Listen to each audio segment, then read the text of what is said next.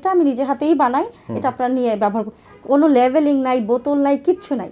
এই যে পানির বোতল আর সেই বোতলেই হচ্ছে কুরিয়ার করতাম এসে পরিবহনে, তখন কোনো লেভেলিং টেমলে কিচ্ছু নাই, এবং তাও বিক্রি হচ্ছে হিউজ এবং হিউজ বিক্রি হতো তখন উইতে। তো এবার এটা আইডি থেকে চলে গেলাম এই যে গ্রুপে।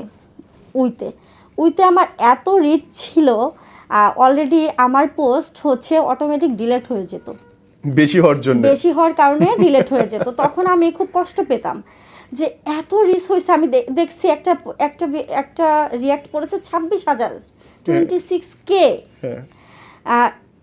এরপর দেখছি কি পোস্টটা নাই।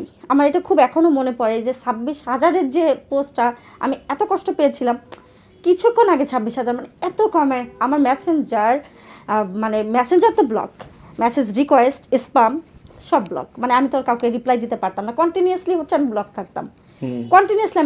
তখন তো বুঝতাম না যে পেজ বানাইতে হয়, মানে পেজ তৈরি করতে হয়, এটা তো আমি জানতাম না।